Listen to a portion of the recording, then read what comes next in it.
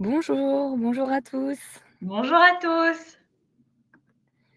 Alors, n'hésitez pas à nous dire si vous nous entendez bien, si tout fonctionne, notre micro surtout, et si vous voyez bien la présentation aussi, très important. Bonjour Sarah. Parfait, merci. Merci beaucoup. Eh bien, bonjour à tous. Donc, si vous êtes là, c'est que vous vous êtes inscrits à notre webinaire avec Coralie Davant sur le sujet comment bien préparer vos dossiers avant l'envoi au notaire. Donc, on va voir ensemble dans le cadre de ce webinaire comment l'agent immobilier, qui est un peu l'initiateur, qui arrive en tout début du processus de vente et d'achat immobilier, comment peut-il anticiper les démarches et surtout bien construire son dossier pour le transmettre au notaire le plus complet possible et donc faire gagner du temps à tout le monde. Donc voilà, donc ce webinaire, il vous est présenté par moi-même, Eva. Je suis juriste chez My Notary. Pour ceux qui ne me connaissent pas, je fais souvent du coup des webinaires. Donc avec My Notary, on fait beaucoup de webinaires. On essaye un peu de faire intervenir des personnes externes. Et c'est le cas aujourd'hui puisque Coralie Davant, donc je vous laisse vous présenter, a accepté de faire ce webinaire avec nous. Bonjour à tous et toutes. Bonjour Eva. Écoutez, moi j'ai été notaire associée à Paris. J'ai vendu mon étude depuis et aujourd'hui j'ai fondé donc une plateforme dédiée à la compréhension du droit. Je fais des formations aussi et j'aide aussi les agents immobiliers à préparer leur compromis de vente. Très bien, donc Voilà. voilà, en tout cas encore merci, merci beaucoup Coralie d'avoir accepté de faire ce webinaire avec nous qui, je pense va être très utile pour les agents immobiliers. Merci à vous pour l'invitation. Alors pour les petites informations pratiques, très rapidement, je rappelle que ce webinaire, il est enregistré donc, à la fin du webinaire, vous allez recevoir un lien par mail pour regarder le replay. Donc si jamais vous avez, un petit contretemps et que vous devez quitter le webinaire, eh bien pas de souci, vous recevrez le replay, à la fin. Je pense que vous l'avez vu, mais il y a une fenêtre de chat, donc si vous avez besoin de nous poser des questions, n'hésitez pas. Et pour la durée, on va essayer de tenir une durée de 50 minutes avec 10 minutes de questions-réponses à la fin. Donc voilà, rentrons tout de suite dans le vif du sujet en expliquant et en faisant une petite mise en contexte. Pourquoi bien préparer le dossier avant le notaire, donc avant l'envoi au notaire? Eh bien tout simplement pour trois choses. Et une principalement, c'est le gain de temps. L'agent immobilier, comme je le disais, ça va être vraiment celui qui va avoir le premier contact avec le vendeur ou l'acquéreur, en fonction de son mandat, et c'est celui qui va pouvoir, le plus anticiper les démarches, préparer, monter le dossier de toutes pièces pour pouvoir, dans l'idéal, l'envoyer au notaire et que, le notaire ait juste à vérifier. Évidemment, il va avoir toujours une vérification, accrue du dossier que vous aurez monté, et surtout, il va mener à l'acte authentique, faire signer l'acte authentique pour pouvoir finaliser la vente. On considère qu'un dossier bien préparé, ça peut réduire les délais de 3 à 6 semaines pour éviter donc au notaire de courir après les pièces. Si vous le faites en amont, eh bien, on peut forcément réduire les délais. On sait que prendre rendez-vous avec un notaire, ça peut être dur. Avoir le notaire au téléphone, ça peut être compliqué aussi. Donc malheureusement, si vous attendez un petit peu, d'avoir l'aide et et surtout d'avoir tout le travail mâché par le notaire, si je puis dire ça comme ça, eh bien, la vente peut, durer sur un long, enfin sur une longue durée du coup. Donc, il va y avoir cette idée de gain de temps, de sécurisation juridique et financière, puisque si vous préparez tout en amont, eh bien, le notaire peut avoir la tête un peu plus libre pour se concentrer sur toutes les pièces que vous avez rapportées et ne pas courir lui-même après tous les autres documents, toutes les autres pièces manquantes. Donc, il va vraiment avoir un focus beaucoup plus accru sur ce dossier et donc, in fine, ça va réduire les risques de litige ou de retard. Donc voilà, vous l'aurez compris, c'est très important, de pouvoir en amont anticiper. La première des choses aussi qu'on aimerait vous dire, c'est que, le gain de temps, il se fait aussi, surtout principalement, si l'agent immobilier rédige, son avant-contrat, donc ses compromis en agence. Pourquoi? On parle de rapidité encore et toujours. On n'a pas à attendre un rendez-vous notaire. Ici, si vous faites signer un mandat, vous trouvez un mandat de vente, vous trouvez un acquéreur, qui fait une offre. Après l'offre, il peut y avoir une signature d'un compromis en 48 heures si vous le faites vous-même et ce, grâce à quoi? Eh bien, grâce à des logiciels comme par exemple donc MyNotary. Pour ceux qui ne connaissent pas MyNotary, c'est un outil de rédaction de contrats. Vous pouvez rédiger toutes sortes de contrats. On a des offres, des mandats, on a plus de 350 contrats de trame, mais il y a aussi donc le compromis et comment ça se passe? Eh bien, vous avez juste à, donner les informations sur le dossier en répondant à quelques questions et votre contrat, il se génère tout seul avec les bonnes clauses. Donc c'est toujours, conforme à la réglementation qui est en vigueur aujourd'hui. Donc ça, si vous le faites, vous pouvez, excusez-moi, rédiger un compromis en quelques minutes, quelques heures pour ceux qui ont un petit peu moins l'habitude, en tout cas au début. Mais après, en 48 heures, vous pouvez rencontrer votre client, faire signer les 2 parties, l'envoyer en signature électronique directement sur MyNotary et comme ça, la relation, elle est sécurisée. Vous avez aussi la possibilité de faire relire le notaire. Vous pouvez transmettre votre compromis rédigé sur MyNotary au notaire, si vous n'êtes pas sûr, que vous avez un petit doute. Donc, le notaire, ça va forcément lui faire aussi gagner du temps de simplement relire le compromis plutôt que, évidemment, de le rédiger lui-même. Donc voilà, on a vraiment cette rapidité, cette sécurité avec des outils comme MyNotary. On aura une fluidité puisque, le notaire, il va recevoir le dossier déjà structuré. Sur MyNotary, vous rédigez votre contrat, mais en plus, la plateforme vous donne des petites alertes pour tous, les documents que vous devez annexer. C'est-à-dire que si dans votre situation, dans votre dossier, il faut à tout prix un diagnostic amiante, la plateforme va vous le dire. Donc voilà, donc on a une sécurité, importante. Le notaire va gagner du temps, les parties vont gagner du temps et surtout, on va éviter la rétractation lointaine. Puisque pour les particuliers qui achètent un bien immobilier, donc à usage d'habitation, vous n'êtes pas sans savoir qu'il a un délai de rétractation de 10 jours qui suit cet avant-contrat. Et donc, au plus tôt cet avant-contrat est signé, au plus tôt le délai est purgé et donc la situation est sécurisée. Alors que si, justement vous attendez un rendez-vous notaire, vous attendez la signature de cette promesse en études, eh bien, il peut y avoir un long délai, qui se passe. Ça peut aller jusqu'à 3 semaines, 1 mois et donc évidemment, eh bien, le délai de rétractation, il sera de plus en plus loin et si l'acquéreur change d'avis dans ce mois, eh bien, lors de ces 10 jours, il pourra se rétracter. Donc voilà un petit peu pour pourquoi rédiger ces avant-contrats. La meilleure des choses à noter, c'est vraiment la rapidité et la sécurité. Donc voilà. Pour un agent immobilier, il va plutôt rédiger un compromis plutôt qu'une promesse et justement, on aimerait bien s'arrêter un petit peu là-dessus et laisser Coralie, expliquer ce que sont les différences entre ces 2 actes. Alors, les différences, quand même, il y a quand même une grande différence entre les deux, parce que dans la promesse unilatérale de vente, il y a seulement le vendeur qui s'engage à vendre son bien à un prix et à des conditions fixées. Et l'acquéreur, lui, il dispose seulement d'un droit d'option qu'il est libre de lever ou non dans le délai que vous avez convenu.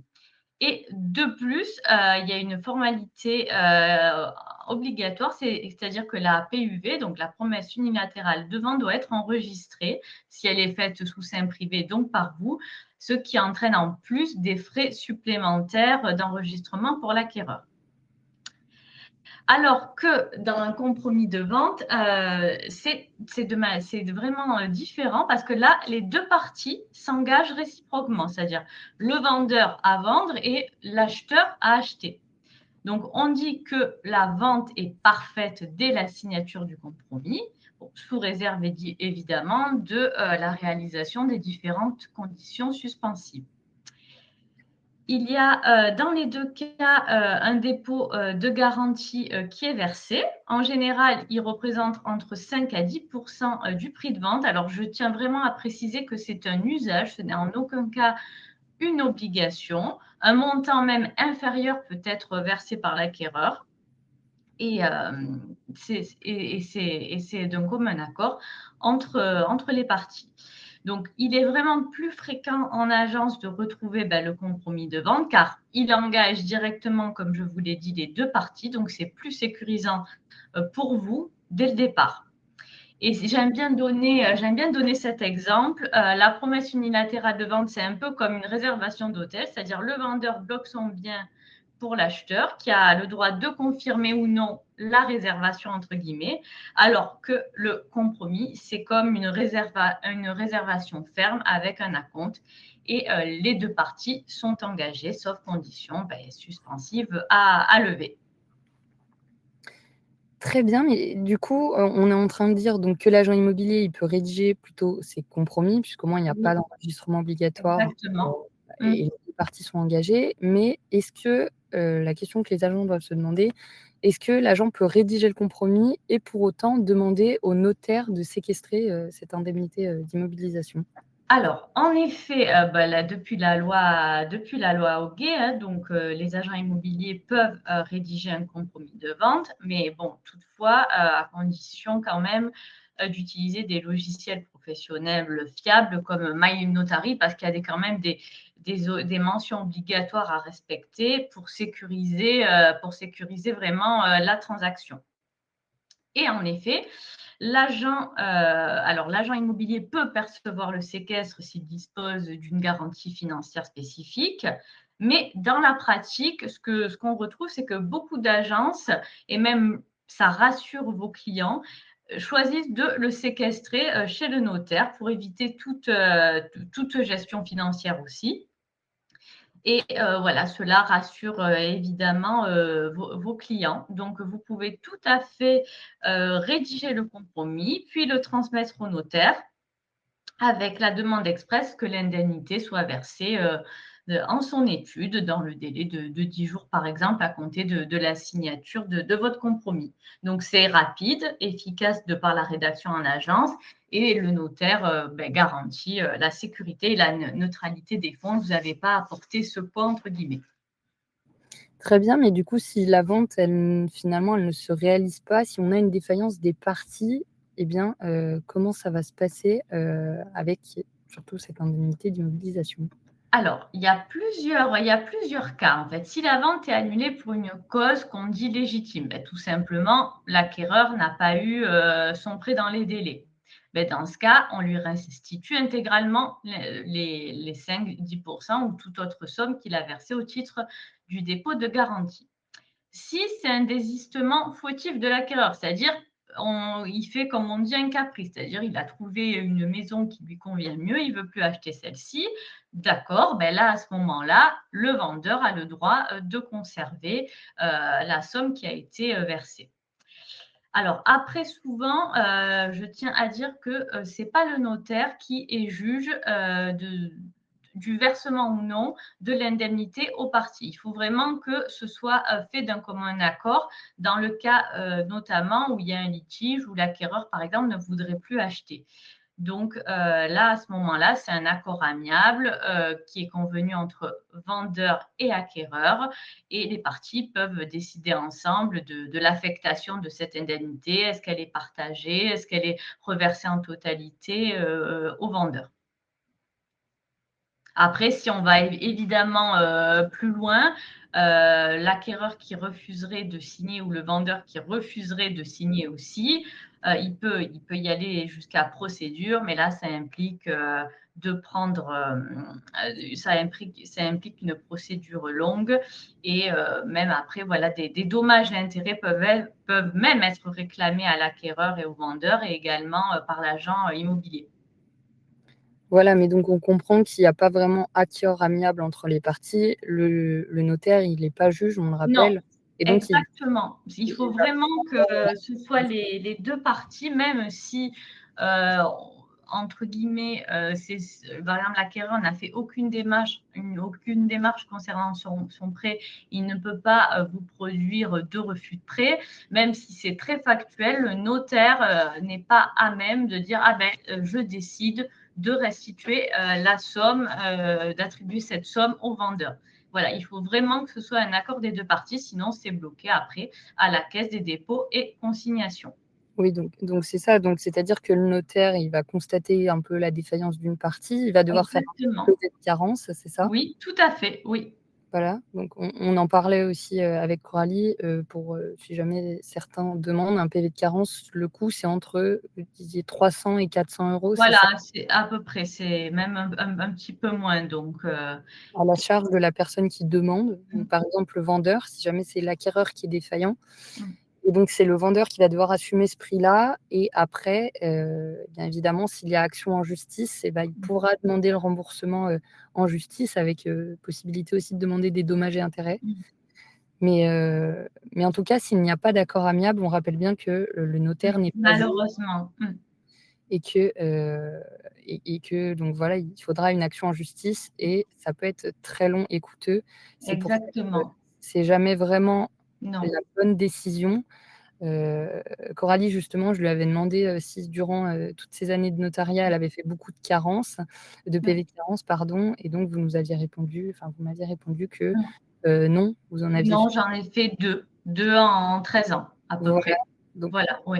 on le rappelle que c'est l'accord amiable est vraiment, À la meilleure privilégier, oui. à privilégier, c'est Mmh, ça et mmh. on rappelle que l'acquéreur, il a toujours son délai de rétractation de 10 jours, donc s'il peut le faire dans ce délai, c'est l'idéal, hem et voilà et on rappelle aussi qu'un vendeur, très important, est engagé dès qu'il a signé une offre d'achat. Mmh. Il n'a pas de délai de rétractation et malheureusement, si l'acquéreur veut le contraindre, Il à peut, signer la vente, il peut.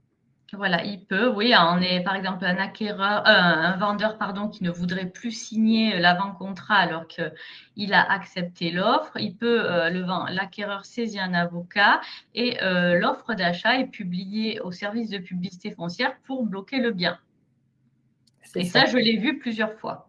Mmh. Et donc la possibilité, au niveau de l'offre du vendeur qui voudrait se rétracter, c'est vraiment de saisir le juge et de remettre en cause cette offre. Mais si jamais le juge la considère, bien formée et valant vente parfaite, Mmh. eh bien, Oui. malheureusement, il sera contraint de vendre. Mmh. Ça Ou arrive de souvent quand le vendeur, a eu une offre à un meilleur prix, qui finalement il veut rétracter, oui, se rétracter sur la première offre qu'il aurait acceptée. tout à fait, mais malheureusement, acceptation vaut C'est ça, acceptation. exactement. Je on répond tant qu'à faire, juste indemnité, immobilisation et séquestre, est-ce que c'est la même chose? Alors, l'indemnité d'immobilisation, c'est le terme qu'on utilise dans la promesse de vente Voilà. et dans le compromis, on utilise le terme dépôt de garantie. Heu Voilà, cela même si l'acquéreur a ajouté des conditions après son offre. Oui, même si, dans l'offre, on a des conditions suspensives, le vendeur a quand justement a accepté cette offre sous conditions suspensives. Donc oui, il est engagé. On va, continuer du coup, là, on a parlé de tout ça, de la rédaction du compromis par l'agent immobilier, donc très important, le meilleur moyen de gagner du temps, ça, c'est indéniable.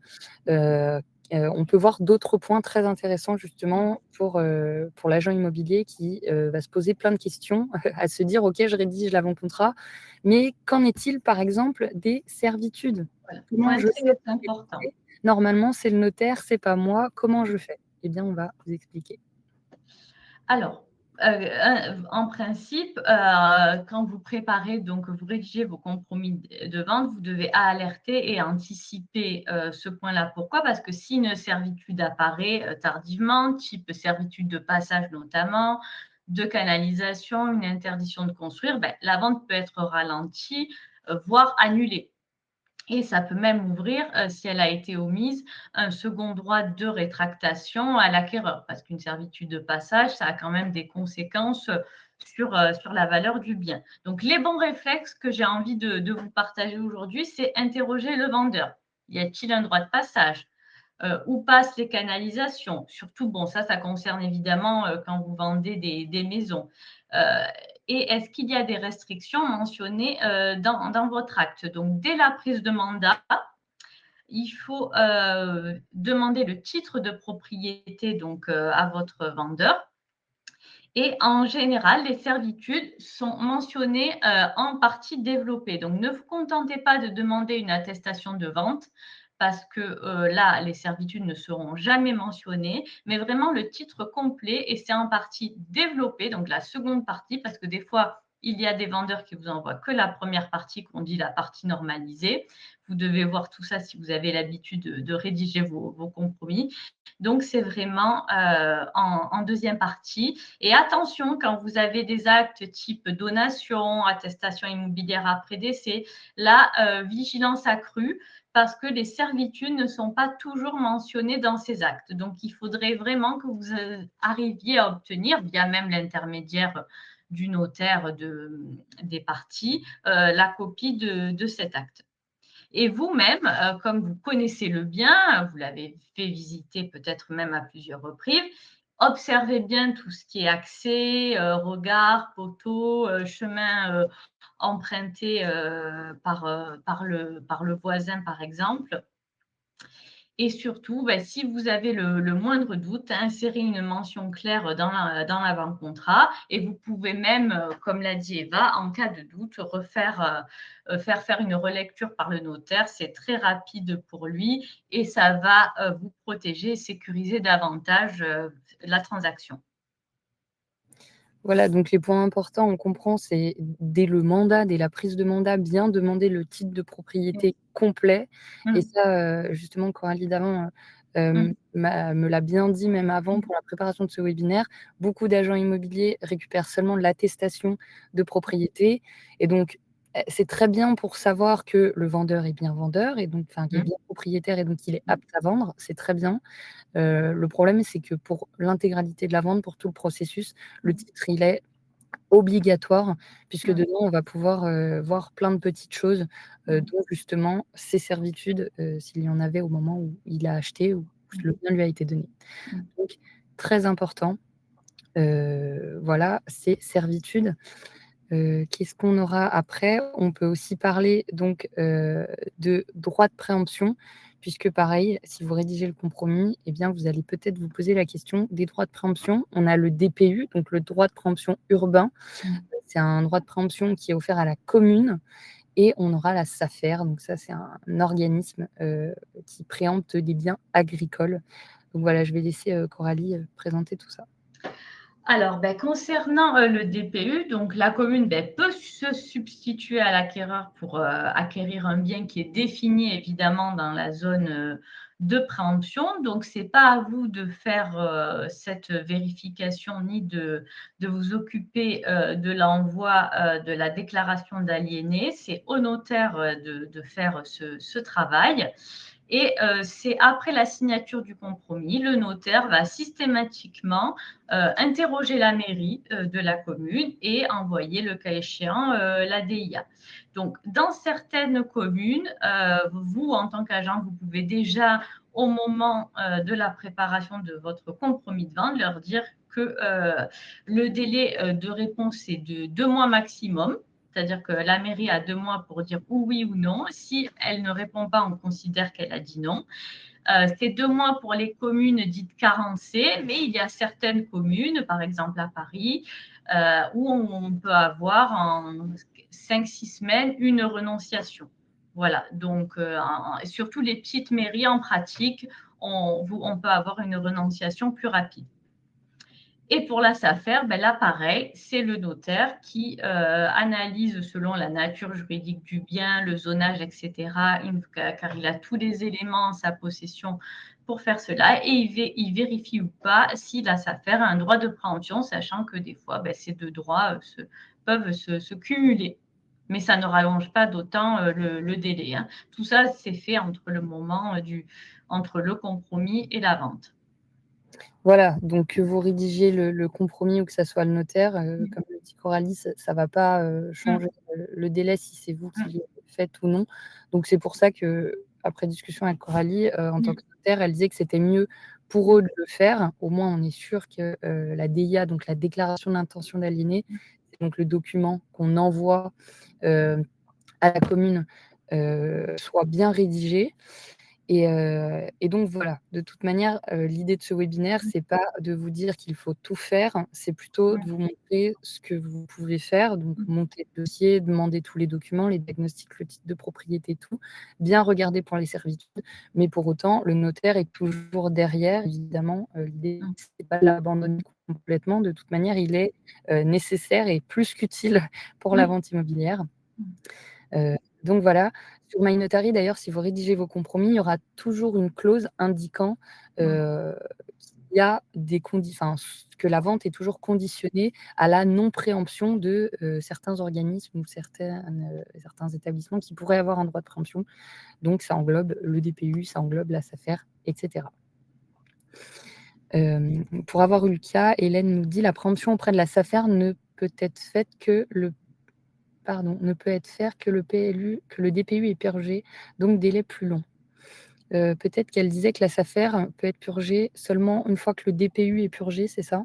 Alors, il y a un ordre en effet, au niveau de la préemption, mais en général, à ce moment-là, c'est surtout dans les petites communes que le cas se présente. Donc on peut se rapprocher de la mairie, pour essayer justement d'avoir une renonciation et de purger ce droit en deuxième cas. Dans un OK. deuxième temps. Donc en général, dans les mairies où on est face à ce cas, on arrive à obtenir des renonciations pour justement, pas que le délai soit rallongé et on le motive en indiquant qu'il y a une vente qui est en cours. OK. Bon, bah, très bien. Donc voilà, pour tous ces droits de préemption, ça sera plutôt le notaire et ça sera plutôt après signature du compromis. Donc pas de Oui. souci Mmh. pour rédiger le compromis de votre côté. Ensuite, ça sera le notaire de purger cela. Voilà. Ensuite, autre document, très intéressant pour vous et là, vous serez nécessaire, en tout cas pour le demander, ça va être le pré-état Mmh. daté, mais on va voir également l'état daté. Donc je vais laisser Coralie juste présenter ces deux Mmh. documents avant de vous expliquer comment vous, en tout cas sur MyNotary, vous pouvez, commander un pré-état daté.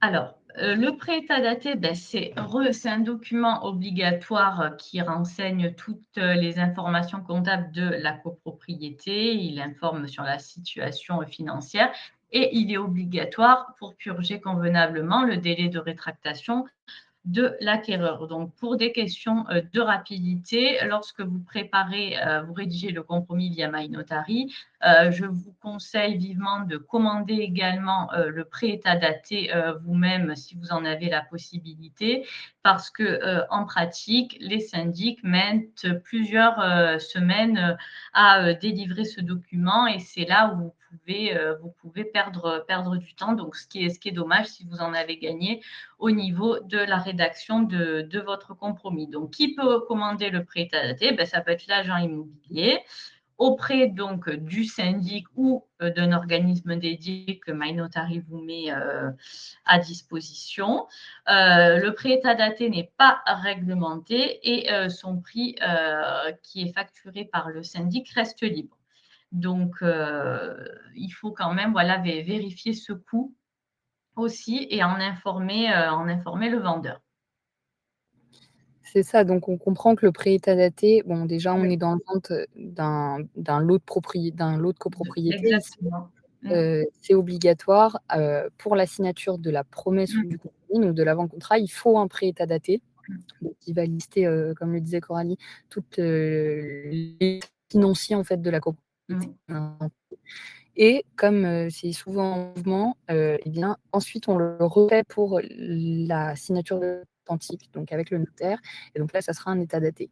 Mais pour le pré-état daté, si vous rédigez votre compromis, bien évidemment, vous pouvez commander vous-même le pré-état daté légal et c'est même, conseillé puisque alors qu'avant la pratique faisait qu'on allait vers le syndic, on lui demandait la rédaction de ce pré-état daté.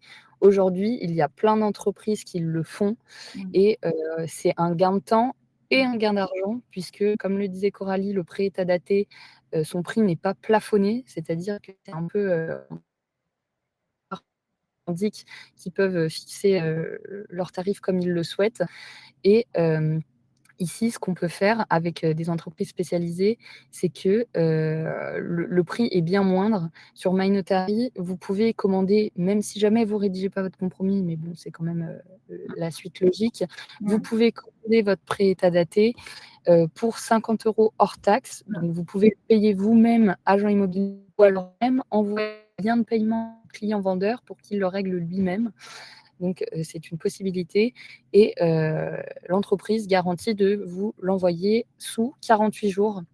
Donc voilà, c'est un gain de temps énorme alors que le syndic peut mettre jusqu'à 3 semaines Mm. pour le réaliser. Donc ça peut être très intéressant. Et Je ne sais surtout pas que si ça Coralie, sera. vous êtes encore avec nous et Oui, je suis avec on vous. ne vous Je ne voit. vous vois plus, mais je On suis avec vous. ah bon, je vous vois plus du tout, mais si vous Ah, êtes là, que vous nous entendez et qu'on vous entend, c'est parfait. moi, je ne vous vois plus, Eva, mais Ah bah, vous non plus, je vous vois plus. Je ne sais pas si les personnes nous voient encore. Peut-être préciser que le prêt état daté n'est pas obligatoire, donc la solution MyNotary est top. Oui, en fait, c'est ça, c'est que le prêt ouais, état daté, c'est une pratique puisque ce qui est obligatoire, c'est ce qu'il y a à l'intérieur. Toutes les informations exactement. doivent obligatoirement être données pour le compromis, sinon le délai de rétractation de l'acquéreur ne peut pas être purgé. Donc, la pratique a fait qu'on a appelé ça un prêt état Mm. daté. Mm. C'est un document qui n'est pas formalisé, on n'a pas de forme obligatoire, en tout cas dans les textes de loi, mais son contenu est obligatoire.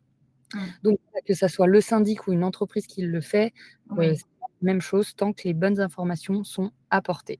Voilà, c'est pour ça qu'en général, c'est bien que ce soit présenté sous forme de document parce que ça a aussi une meilleure visibilité pour l'acquéreur. Donc, Oui, en effet, ça a été inventé par la pratique notariale à la base, mais c'est justement pour fluidifier les informations en pratique parce que si on listait toutes les informations ligne par ligne à l'acquéreur, là, vraiment, il ne comprendrait rien et vous inonderez de questions. c'est ça. Et on a une question qui n'est pas trop une question, mais de Charles, qui est très intéressante, qui dit: «Attention à indiquer les bonnes informations car cela engage la responsabilité du professionnel». En fait, quand on passe par, une entreprise comme nous, par exemple, sur MyNotary pré-état daté pro, et bien, en fait, ce qui se passe, c'est que vous allez donner les codes extranet de vos clients. Mm.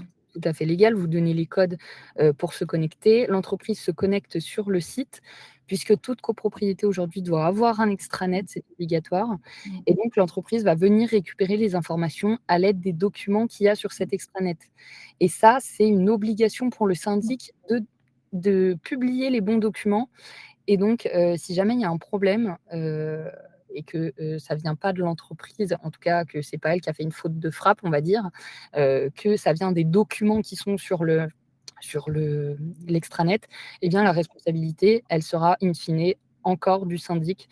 Donc que vous le commandiez chez le syndic ou que vous le commandiez chez un professionnel, la responsabilité, ça sera, la même. Voilà, donc voilà pour ce pré-état daté et cet état daté. C'est, très intéressant aussi de savoir que vous pouvez gagner du temps à ce niveau-là et surtout beaucoup de temps. On le rappelle, quand on voit qu'un syndic peut mettre, 3 semaines, 3 semaines à 3 semaines à délivrer ce document, donc ça peut être très intéressant.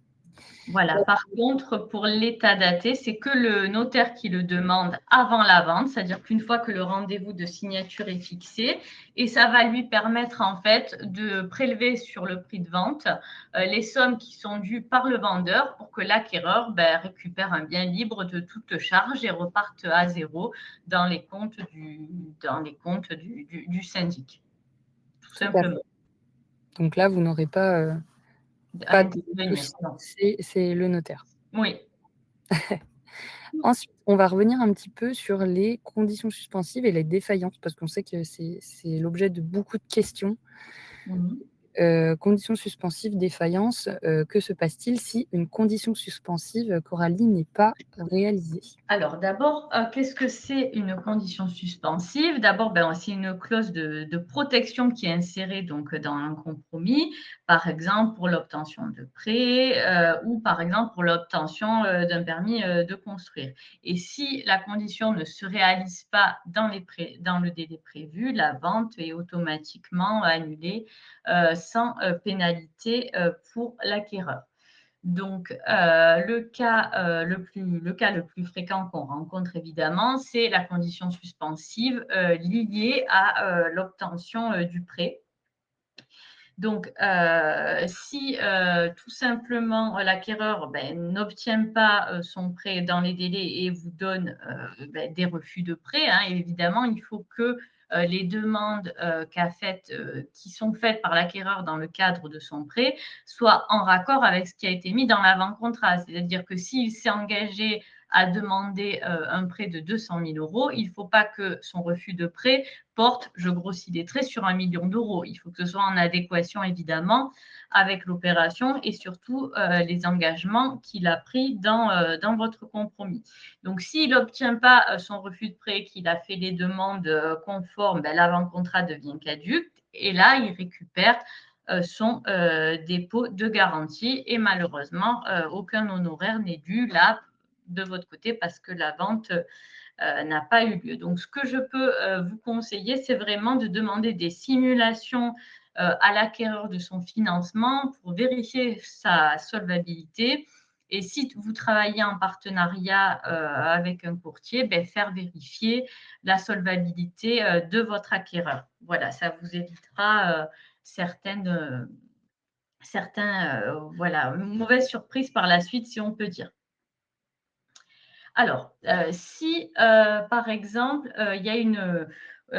si par exemple l'acquéreur n'a pas respecté ses obligations, donc là en effet on a dit, on va considérer qu'il y a une défaillance de la condition suspensive et qui est capable de constater ça. Là, en effet, comme on l'a dit Eva tout à l'heure, c'est seul le notaire qui est habilité. Il envoie une mise en demeure à l'acquéreur de produire par exemple, des refus de prêt s'il n'en a pas produit. Ou par exemple, si l'acquéreur, comme vous avez dit, Charles, si l'acquéreur ne répond pas, on le somme de venir se présenter à l'étude à telle heure, à telle date, et de procéder au virement du prix et des frais et des honoraires le cas échéant.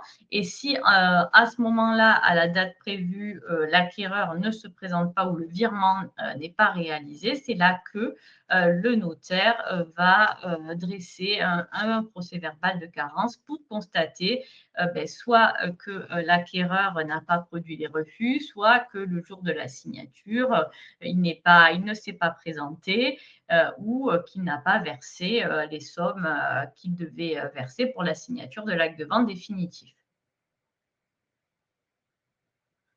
Alors, après une mise en demeure, que se passe-t-il si l'acquéreur ne répond pas? Là, c'est ce que je vous ai dit. Alors, d'abord, il y a une mise en demeure en général qui est faite par recommandé.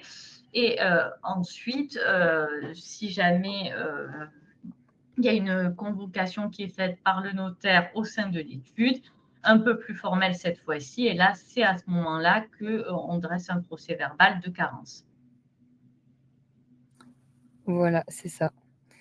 Et du coup, c'est un peu ce que vous avez dit, mais que refaire en cas de retard ou d'inaction? Déjà, la première des choses, c'est quand même de prolonger le Oui. délai, c'est Oui, ça? voilà, parce que des fois, c'est simplement, là, par exemple, c'est simplement un retard d'une semaine ou deux. Donc là, évidemment, vous faites un avenant au compromis, ça sécurise l'ensemble des parties. Et c'est toujours la solution à privilégier si c'est un retard d'une, 2 ou 3 semaines, plutôt que de trouver un nouvel acquéreur. Votre vendeur va perdre beaucoup plus de temps.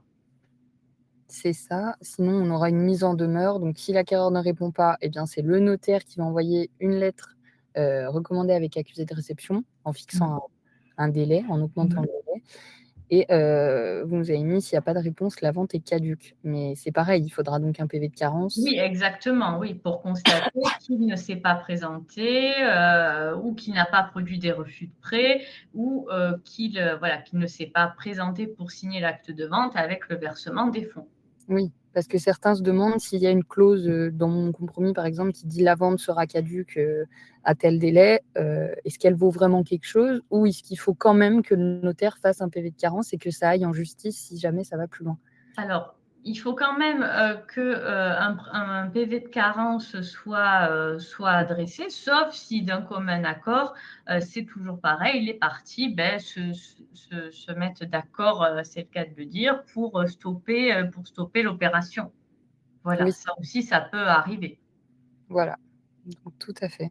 Et si l'acquéreur ne respecte pas les conditions suspensives, les honoraires sont dus. Alors ça, il faut une clause donc dans le compromis, il faut que ça soit, bien noté et pareil de la même manière, donc il faudra c'est ça, si je dis pas de bêtises, que le notaire dresse le PV de carence et Exactement. soit les parties sont d'accord pour, verser les honoraires Mmh. et et les autres montants ou alors ça sera un juge qui tranchera, c'est ça? Exactement, c'est ça. Donc, des fois, il vaut mieux essayer, de trouver, un accord amiable, même s'il n'est pas 100 satisfaisant pour tous, je suis d'accord avec vous, que, se lancer dans des procédures judiciaires qui, sont très longues et coûteuses pour l'ensemble, des parties. Donc toujours essayer de préférer un accord amiable, même si le plus souvent, il ne satisfait pas 100 l'ensemble des intervenants, mais il vaut mieux ça qu'une procédure en justice qui va durer des années, vous faire perdre beaucoup de temps, d'argent et d'énergie.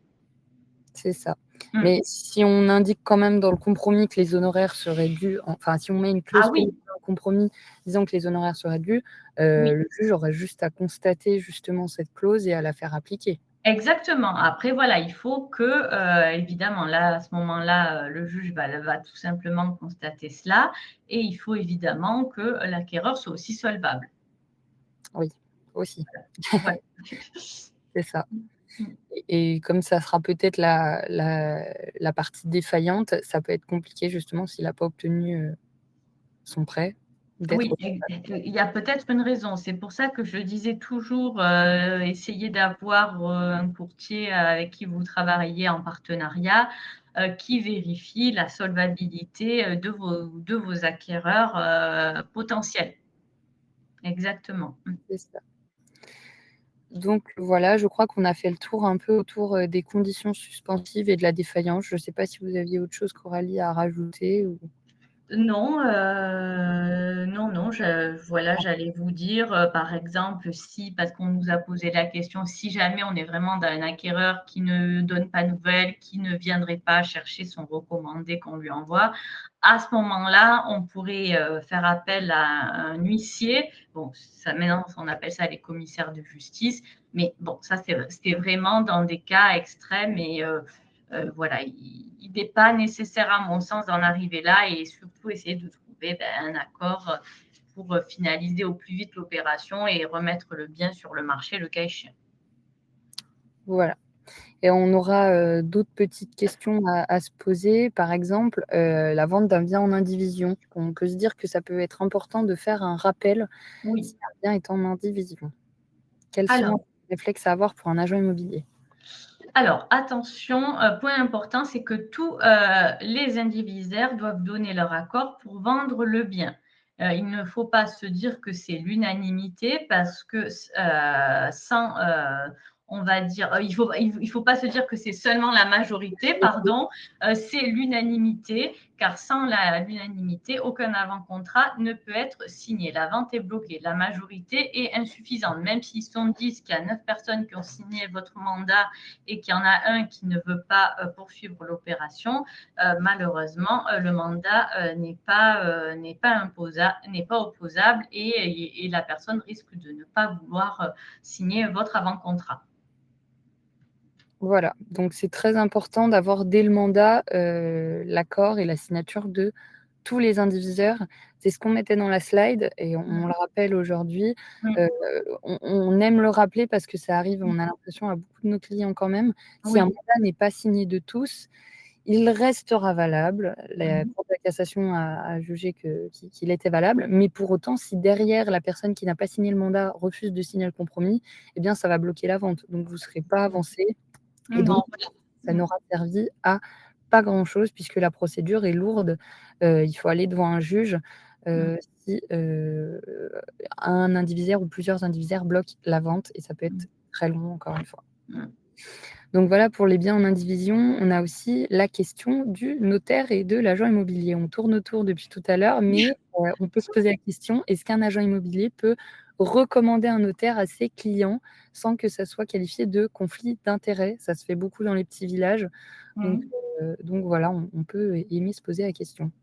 Alors déjà, il faut rappeler que chaque partie est libre de choisir son notaire. Il est même aujourd'hui, c'est de plus en plus courant, je dirais même dans 80 des cas, qu'il y ait 2 notaires, un pour le vendeur et un pour l'acquéreur. Il faut bien alerter vos clients que les frais ne doublent pas, c'est-à-dire que les frais sont partagés entre les notaires selon le barème réglementé. Donc, c'est pas parce qu'il y a 2 notaires que les frais d'acquisition vont augmenter.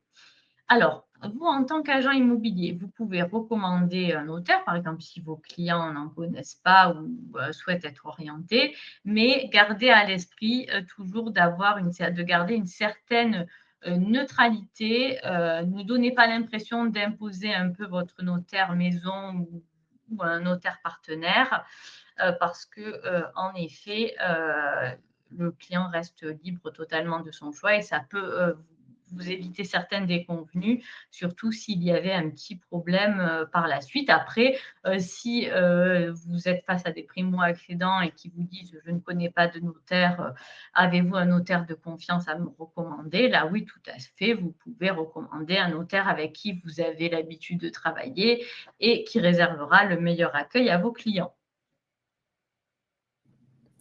Tout à fait, donc voilà, il peut ne pas y avoir de conflit d'intérêts si c'est pas, Mmh, si vous montrez pas qu'il y a une relation, commerciale et très privilégiée entre, oui. ce notaire et vous.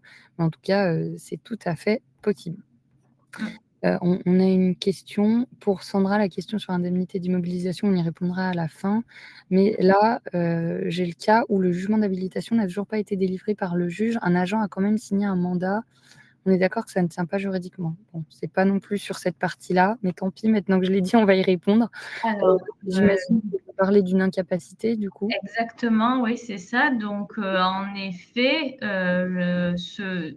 oui, si c'est un incapable, c'est soit, le curateur ou le tuteur, selon l'étendue de la mesure de protection, hein, parce que toutes les mesures de protection ne sont pas identiques, mais pour la vente d'un bien, quoi qu'il en soit il faut la double signature, de la personne protégée et du curateur ou seulement du tuteur, mais il faut une décision du juge dans la plupart des cas. En effet, donc en effet, pour votre mandat, c'est la même chose. Il faut bien regarder, ce qu'il y a dans bah, Dans là, en fait, il y a même l'ordonnance. pas de jugement d'habilitation, donc oui, il va falloir le jugement Ah d'habilitation oui, tout à fait, oui. pour pouvoir, parce que le problème, c'est que si la personne n'est pas encore, sous protection, Mmh. et bien, si incessamment sous peu, elle s'apprête à l'être, tous Mmh. les actes qui ont été rédigés peuvent être remis en cause. Donc Mmh. là, dans une situation. Exactement. Oui, donc il faut être très vigilant par rapport à ça. S'il y a une mesure de protection qui est en train d'être, mise en place ou même vous voyez que, la personne n'a pas toute sa tête, par précaution, ne lui faites rien signer parce que là, en effet, c'est vous qui mettez en danger votre responsabilité. Mmh.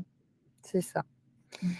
Et du coup, on va voir la dernière partie de ce webinaire. Quelles sont les bonnes pratiques à adopter pour bien fluidifier la relation donc agence et notaire? Donc, qu'est-ce que alors là, il y a pas mal de choses à dire. Donc, comme vous l'avez dit, Eva, transmettre un dossier complet, dès le départ, ça sera un gain de temps, pour, le notaire.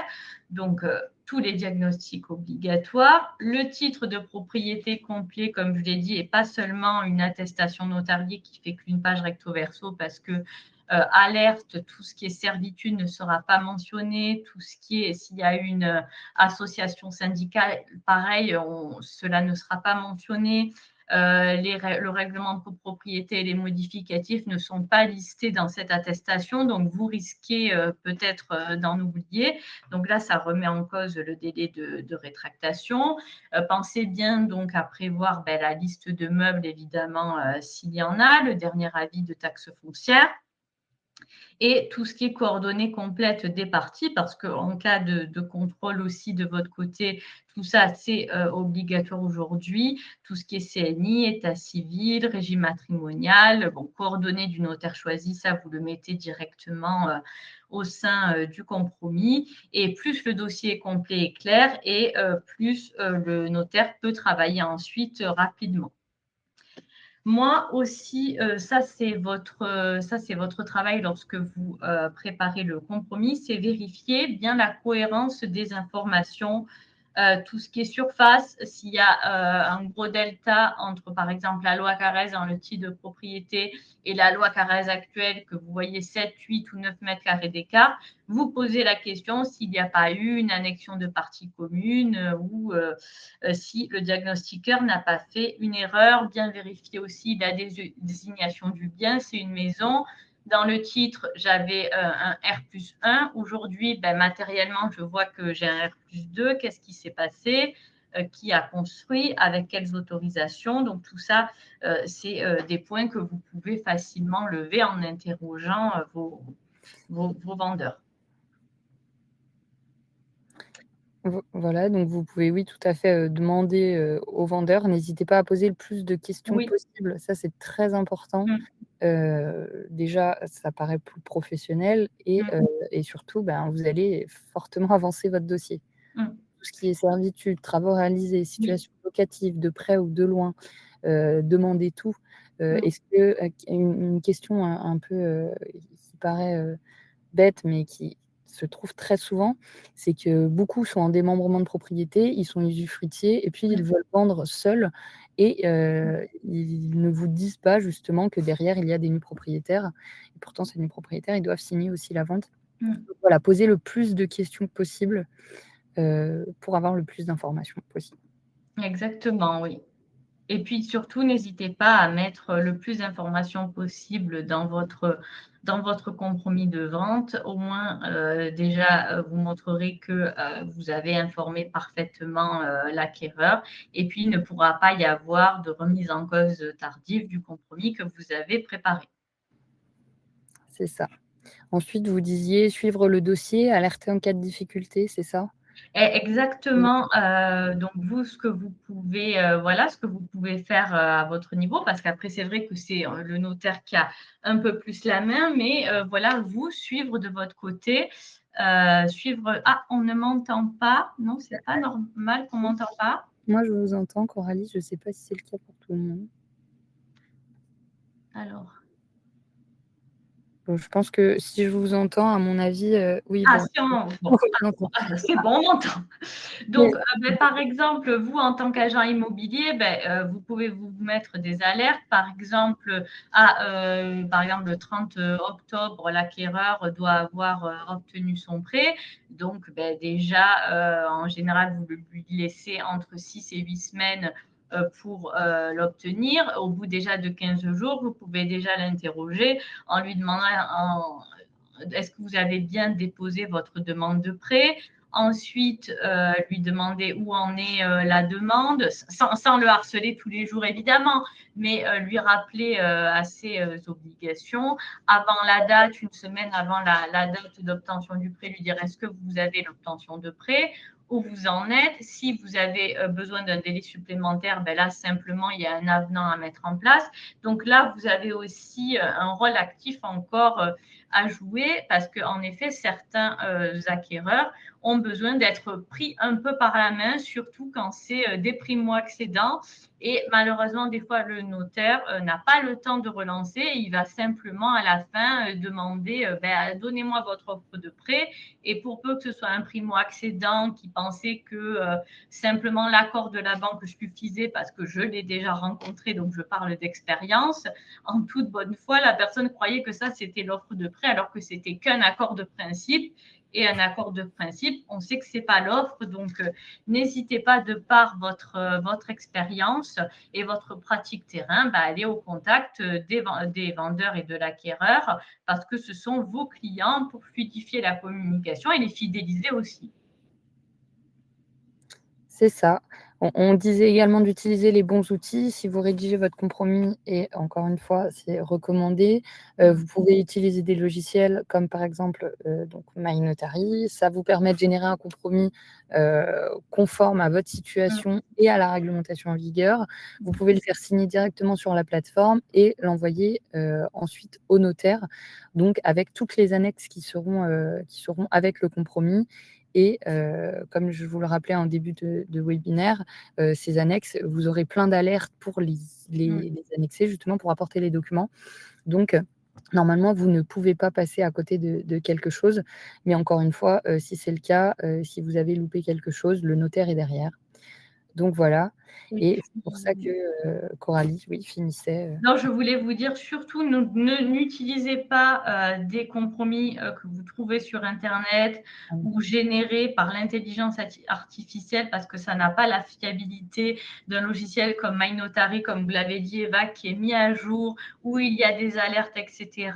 Donc, je vous déconseille fortement de vous fier à des modèles qu'on trouve sur Internet ou sur ChatGPT ou autre réseau parce que c'est pas fiable en droit et notamment pour la signature d'un avant-contrat et des engagements qu'il y a par la suite. Oui, tout à fait. Et Oui. le problème des Word, donc Mmh. des fichiers que vous trouverez sur internet, c'est que Oui, malheureusement, ils vont pas être applicables à votre situation. Enfin, en tout cas, il y aura pas les clauses qui seront applicables à votre situation, contrairement à un logiciel qui va directement générer les bonnes clauses. C'est un peu, je vulgarise, mais un peu comme au supermarché. En c'est fonction ça. de votre situation, et ben, hop, on pioche et on vous met la bonne clause, qui vous convient à vous. Donc là, ça va être pareil, et pour l'intelligence artificielle, là, on peut, que vous déconseiller complètement de l'utiliser sur le plan juridique. J'ai encore des clients qui viennent me voir, donc au support MyNotary, pour me parler d'articles, et me demander, pourquoi, cet article dit ça, et en fait, quand je regarde, malheureusement, cet article n'existe pas. Mmh. Donc voilà, c'est tiré de faits réels, ChatGPT notamment, mais j'imagine que d'autres intelligences Oui. artificielles, ont, pour devoir de vous donner une réponse jusqu'à l'inventer.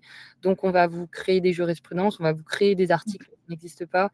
Donc c'est fortement, recommandé, sans avoir les bases, d'utiliser une intelligence artificielle pour avoir réponse, à vos questions.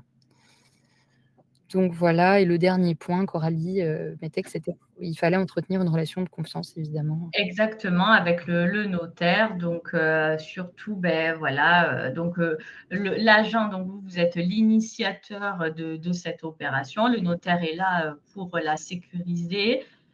Donc, toujours regarder un ton collaboratif, hein, parce que moi, j'ai envie, je disais toujours avec des agents immobiliers avec lesquels je travaillais en études qu'on est une équipe, hein, parce qu'on va dans le même but, eux et moi, c'est-à-dire amener nos clients jusqu'à la signature de l'acte de vente définitif. Et voilà que prévenir bien votre client que voilà, le notaire est là pour les accompagner et s'ils ont des questions plus poussées à laquelle vous n'êtes pas à même de répondre, plutôt voilà, que de répondre quelque chose qui serait faux, n'hésitez pas à le renvoyer auprès de son notaire qui est là justement pour faire le point avec lui et aborder certains points patrimoniaux particuliers, par exemple. Voilà, donc on a fait le tour un petit peu de tout ce qu'on voulait vous dire. Je ne sais pas si Coralie, c'était tout bon pour toi? On a dépassé un peu de Oui, 12 minutes, mais on est toujours là pour les questions, en tout cas. exactement, oui. Si vous avez des On a questions, été bavarde. on a vu que excusez-moi, la grippe touche tout le monde en ce moment, la voix complètement, cassée. Alors, on avait une question tout à l'heure, c'était, de Sandra: «L'indemnité d'immobilisation ou le séquestre ne deviennent donc pas une obligation contractuelle si elles sont prévues dans l'avant-contrat?» Alors si elles sont prévues dans l'avant-contrat, le compromis ou la Mmh. promesse, je vous laisse répondre, Coralie, mais Alors oui, en effet, si vous l'avez prévu au sein de l'avant-contrat, ça devient, une obligation. Mais si au sein de l'avant-contrat, il n'est pas prévu que, l'acquéreur verse un dépôt de garantie, beh, c'est tout à fait possible qu'il n'en verse pas d'un commun accord. Après, attention quand même à ça, parce que quand même ça montre la bonne foi et la volonté de poursuivre l'opération, par l'acquéreur. Donc, un acquéreur qui n'est pas à même de verser même 1000 ou 2000 € à titre de dépôt de garantie, ça peut être une alerte pour vous, pour sa solvabilité, par exemple. Après, s'il est en train de vendre un autre bien et que c'est l'argent qui va provenir de la vente qui va servir à l'achat, ça, c'est autre chose. Mais ça peut vous donner quand même des alertes. Donc oui, les c'est ça. 5%, voilà. Donc les 5%, c'est pas figé, ça peut être aménagé, mais je conseillerais quand même qu'il y ait un versement, même symbolique, pour montrer le bon engagement de l'acquéreur à poursuivre l'opération. Tout à fait. Mmh. Et après, on a une question de Jason. Pour un garage transformé en pièce habitable, si les clients sont d'accord d'acheter sans déclaration préalable. Euh, oui, donc c'est un garage qui a été transformé en Voilà, pièce habitable, mais il n'y a pas eu de déclaration de préalable de fait. d'accord. Et le DPE, il mentionne la surface totale. Donc, j'imagine l'habitation avec le garage. Quel est le risque pour l'acquéreur? Alors, tout simplement, l'acquéreur a la possibilité, d'acheter, ce bien même si, le garage a été transformé sans autorisation. C'est juste qu'il faudra mettre les bonnes clauses dans le compromis, et dans l'acte de vente, comme quoi, il reconnaît que, le garage, a été, aménagé sans autorisation et il s'engage à en faire son affaire personnelle. Après, le DPE mentionne la surface totale avec la partie non déclarée. Alors, le rôle du DPE, il mentionne toujours une surface indicative, mais ça n'a pas de valeur probante comme la loi Carrez. Donc, souvent, c'est vraiment une surface totale indicative. Donc, il n'y a pas de risque pour l'acquéreur au niveau en termes de superficie, parce que notamment, il n'y a pas de garantie de superficie qui est donnée lorsqu'on achète une maison, contrairement à la loi Carrez lorsqu'on achète un lot de copropriété. Donc, c'est seulement à titre indicatif que vous trouverez dans les DPE la surface habitable, mais on ne s'y fie pas, hein. Oui, c'est ça. Et pour le fait d'acheter sans déclaration préalable, comme vous le disiez, il Mmh, faut qu'il en fasse son affaire personnelle. Mais exactement. après, tout dépend de la durée sous laquelle cette pièce a été transformée, puisque passé 10 ans, l'acquéreur ne sera pas inquiété. Exactement, il y a des prescriptions qui jouent, donc il faut savoir aussi quand cela a été réalisé. Peut-être que ça a même été réalisé par un précédent propriétaire et que ça a été mentionné dans son titre de propriété ainsi. Donc là, en l'occurrence, il y a encore une meilleure traçabilité. C'est ça. Est-ce que vous avez encore des questions? Ça fait 1 heure tout pile, en tout cas ça m'annonce pour 1 heure et 1 minute. Si vous avez d'autres questions, sinon, on vous laissera. On espère que ce webinaire vous a plu en tout cas. Mmh. Merci, à tous d'avoir, participé, d'avoir posé des Merci. questions, d'avoir rendu ce webinaire, actif et merci beaucoup à vous Coralie, d'avoir participé, on est très reconnaissants, justement d'avoir pouvoir faire intervenir, une ancienne notaire associée, donc qui vient du terrain Ouais. et qui peut bien, renseigner les agents immobiliers. Écoutez, merci à vous pour l'invitation et mon but, c'est qu'en cette période, des fois qui est un contexte immobilier qui peut être un peu plus difficile qu'avant, c'est vous donner, les bonnes, clés grâce aux bons outils déjà que MyNotary vous met à disposition pour finaliser vos transactions, dans les meilleurs délais et ne pas perdre, un acquéreur sur le bord de la route. Voilà. Exactement. Merci beaucoup, merci à tous. Merci, Merci, bonne journée au à tous. revoir à tous. Merci beaucoup. Merci, bonne journée, au revoir. Au revoir.